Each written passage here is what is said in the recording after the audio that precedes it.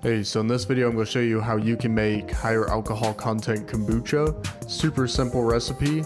So the first step you're going to want to do is do the first fermentation of kombucha. I have a video on my channel that I'll link below on how to grow the mother and your first batch of kombucha.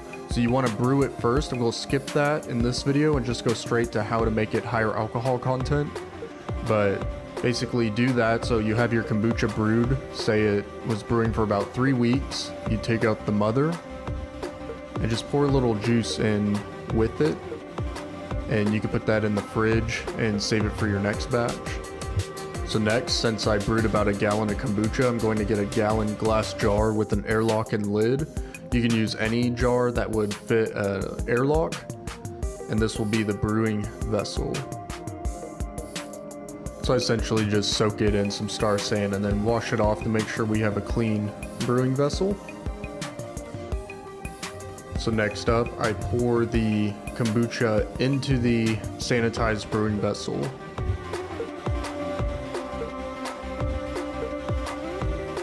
After doing that, I just add about a cup of sugar, just so that there is some sugar for the yeast that I'll be putting in here in a second to ferment and produce more alcohol in the kombucha.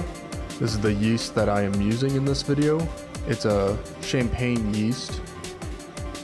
This is my first time using it actually, so I'd like to see how it turns out. And then I just add the yeast straight in. Some people like to put the yeast in water to kind of awaken it, but this is just what I do, and I just shake it up. So after a couple hours, this should start bubbling with fermentation, and that's how you know it's working.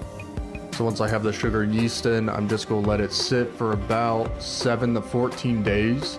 I usually like mine to ferment all the way out, so there's no sugar left in it, because I've actually had bottles explode. So if you want it to be like a bit sweet, I'd recommend maybe putting it in plastic bottles.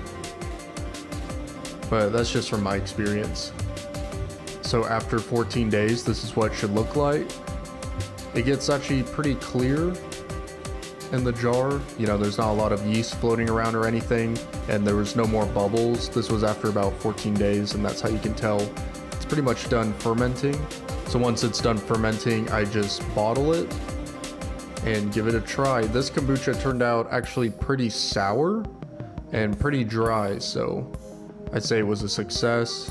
Anyway, that's how you can simply make some higher alcohol content kombucha. Let me know if y'all try it and what you think, and I'll see you guys next time. Bye.